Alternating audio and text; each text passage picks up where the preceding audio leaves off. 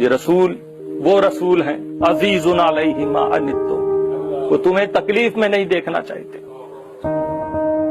اور انہیں تکلیف کس چیز سے ہوتی جب تمہیں گناہوں میں دیکھتے۔ اب یہ تو وہ تکلیف ہے جو تم دور کر سکتے ہو۔ تمہاری غربت میں تم رسول کو پکارو، وہ آ کے دولت بانٹ دیتے ہیں۔ تم اگر قبر میں پریشان ہوگے وہ تمہیں بچائیں گے۔ حشر کا منظر جانتے ہی ہو، جب سب نفسی نفسی کہتے نظر آئیں گے، اذهبوا الى غیری، کسی اور کے پاس چلے جاؤ۔ آدم کہہ رہے ہیں، نوح کہہ رہے ہیں، ابراہیم کہہ رہے ہیں، اس وقت تمہارا رسول کیونکہ تمہیں مصیبت میں نہیں دیکھ سکتا اس لیے کہے گا آ جاؤ میں تمہاری شفاعت کروں گا۔ مگر اس رسول کو جب تم گناہوں میں رہتے ہو تو تکلیف ہوتی ہے۔ اس تکلیف سے رسول کو کون دور کرے گا؟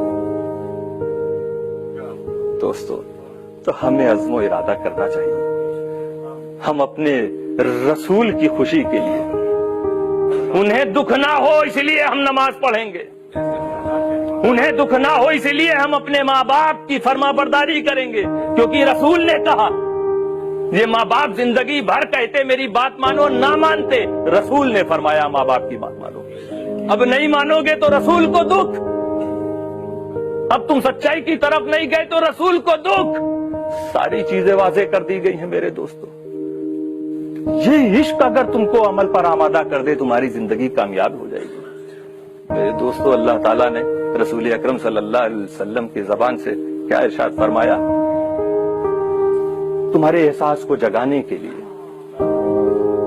یا بنی آدم بسطت لک صحیفہ، اے بنی آدم رجسٹر تمہارے لیے کھول دیا گیا جس میں تمہارے اچھے کام برے کام لکھے جائیں گے۔ دو فرشتوں کو بیٹھا دیا گیا، اما الذی عن یمینک، وہ جو تمہارے رائٹ سائڈ بیٹھا ہے، یکتب حسناتک، وہ تمہاری خوبیاں اچھائیاں لکھ رہا، اچھے کام لکھ رہا۔ واما الذی عن یسارک، اور جو لیفٹ سائڈ بیٹھا، یکتب سیئاتک، وہ تمہاری گناہوں کو برائیوں کو کاؤنٹ کر رہا ہے، لکھ رہا ہے۔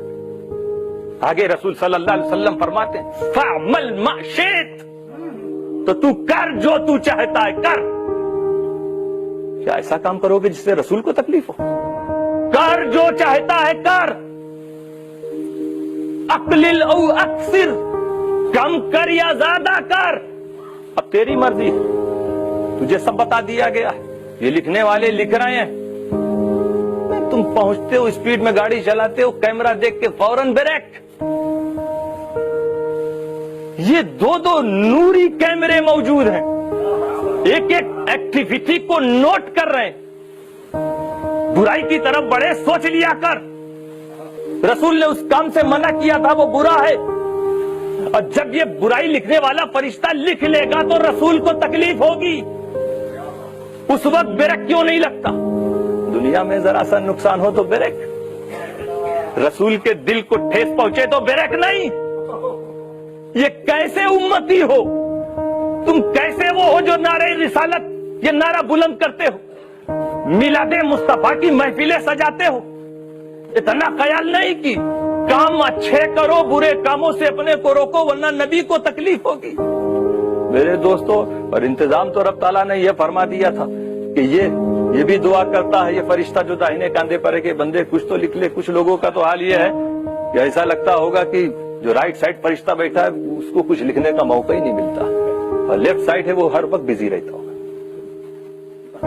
رب تعالیٰ کی شان دیکھو، کتنی محبت ہے تم سے، اسی رسول کے صدقے میں کہ خدا بھی جانتا میرے رسول کو تکلیف ہوتی، میرے بندے گناہ کرتے تو میرے رسول کو تکلیف ہوتی، اس لیے دونوں فرشتوں کو حکم ہے لکھو، مگر کیا حکم یہ ہے کہ اے نیکی لکھنے والے، میرا بندہ جب کوئی نیکی کرے فوراً لکھ لینا۔ ارے نیکی کرے نہیں، نیکی کا ارادہ کر لیا اس نے کہ ہم نیکی کریں گے، اسی وقت لکھ لینا، اور جب وہ نیکی ڈن کر دے تو دوبارہ لکھنا ڈبل۔ اور گناہ لکھنے والے کو حکم دیا ہے کہ ہلکا پھلکا ارادہ کر رہا ہو تو لکھنا مت، لکھنا مت۔ ہاں اگر وہ برائی کر جائے تو لکھ لینا، کیونکہ وہ انصاف ہوگا اس جگہ۔ برائی لکھ لینا میرے دوستو، ایسا انتظام۔ تو آج اللہ ہمارے احساس کو جگا دے، ہم بندگی کی طرف آ جائیں، اطاعت مصطفیٰ کی طرف آ جائیں. لقد جاءکم رسول من انفسکم، تحقیق کہ آئے تمہارے پاس رسول تم میں سے، انہیں گرا گزرتا ہے جب تمہیں کوئی تکلیف پہنچتی ہے.